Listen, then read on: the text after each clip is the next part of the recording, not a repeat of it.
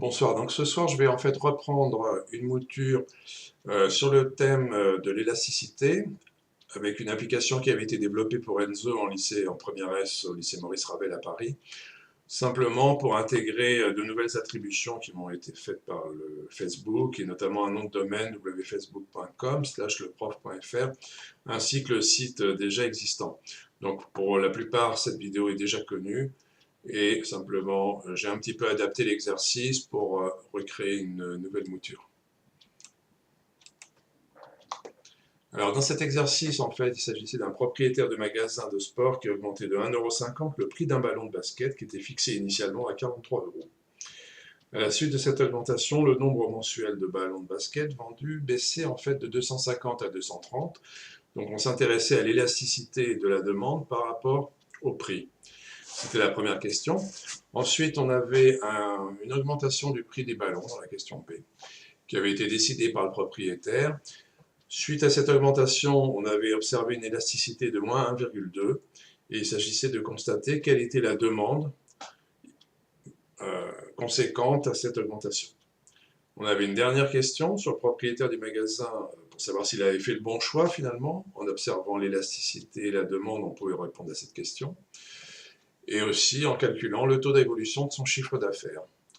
Donc voilà, on va aborder la question petit a, pour laquelle en fait on a besoin de deux éléments. D'établir d'une part la variation relative de prix, delta P, et la variation relative de la demande, delta T. Alors pourquoi? En fait, on va se référer au seul outil nécessaire dans cet exercice, c'est l'élasticité de la demande par rapport au prix. C'est quoi? En fait, la formule, c'est la variation relative de la demande sur la variation relative du prix. En général, ce rapport est négatif puisque lorsque le prix augmente, vous l'avez tous constaté en tant que consommateur et demandeur, hein, la réaction à un prix qui augmente, c'est quand même une quantité demandée qui diminue et donc moins de demandeurs, moins de clients. Inversement, lorsque le prix diminue, la quantité demandée augmente. Donc on a besoin de deux notions dans cet exercice. Qu'est-ce qu'on appellera une demande élastique? C'est lorsque la valeur absolue de son élasticité est plus grande que 1, c'est-à-dire que ça correspond à une valeur petit e qui est soit plus petite que moins 1, soit plus grande que 1. Une demande rigide ou inélastique, en fait, correspondra à une valeur absolue de l'élasticité plus petite que 1, c'est-à-dire une élasticité comprise entre moins 1 et 1. Donc, on va revenir à notre exercice. Voilà, donc ici, c'est bien pour ça qu'on avait besoin du delta P et du delta D, puisque l'élasticité, c'est quoi? Ben, c'est le rapport de ces deux variations relatives. Donc, si on fait l'opération, 230 moins 250 sur 250, j'ai multiplié par l'inverse de delta P, puisqu'on divise par 1,5 sur 43, c'est comme multiplier par 43 sur 1,5, et on a une élasticité de moins 2,29. Pour le petit b, donc en fait le propriétaire a augmenté son prix de 1,6%. On va donc déjà établir quel est le prix après augmentation. 43 plus 1,6% de 43, vous voyez que ça peut se poser comme 43 fois un facteur multiplicateur, et on obtient 43,69 €. J'ai porté ce résultat ici dans le tableau pour faire figurer le prix au deuxième mois.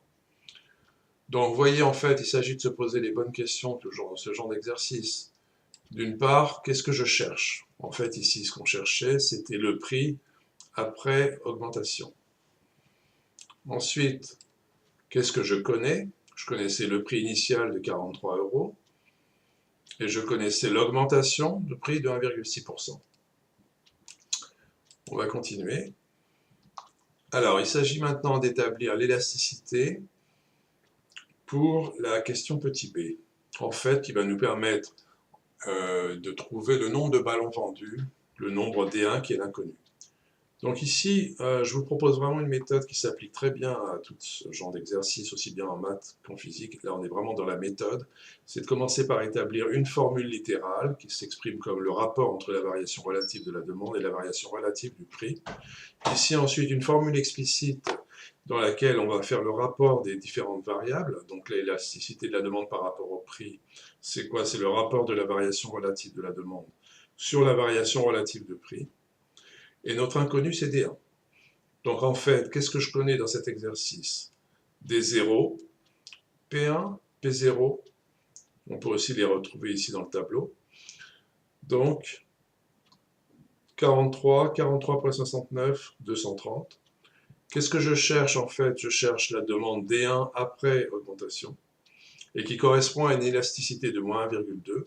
Donc ici, on cherche la demande au deuxième mois. Et de quoi on va se servir en fait? De quel outil on dispose pour résoudre ce problème? Toujours pareil, je reviens sur l'outil, c'est en fait l'élasticité de la demande par rapport au prix. Cette formule, qui est la seule formule qui permet de résoudre le problème. On revient à notre sujet et on fait le calcul.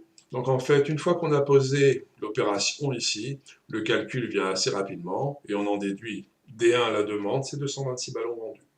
Après, si on veut remplir complètement ce tableau, il nous faut quoi? Il nous faut les chiffres d'affaires. Les chiffres d'affaires vont être obtenus simplement en faisant le produit de la demande fois le prix, dans les deux cas, au premier mois et au deuxième mois. Donc on peut considérer d'une part le chiffre d'affaires au premier mois, on trouve 9 890 €, et celui atteint au deuxième mois après l'augmentation de 1,6%, on trouve 9 874 €. Alors maintenant, si on compare ces deux valeurs de chiffre d'affaires, on peut dire qu'il y a une diminution de chiffre d'affaires de 16 €. Donc pour répondre à la question, effectivement, il n'a pas fait le bon choix, on peut dire qu'il a raté son panier. Quel est le taux d'évolution de ce chiffre d'affaires? Toujours pareil, en termes de taux d'évolution, on va faire une variation entre le taux final, enfin le chiffre d'affaires final moins le chiffre d'affaires initial sur le chiffre d'affaires initial. C'est encore une variation relative. On va la traduire par l'opération suivante. On obtient donc une variation de moins 0,16%. Donc on a bien une légère diminution de son chiffre d'affaires et un taux d'évolution négatif, moins 0,16%. Voilà, bah écoutez, c'est ce qui termine cette vidéo sur l'exercice pour illustrer la demande, la variation, disons, l'élasticité de la demande par rapport au prix.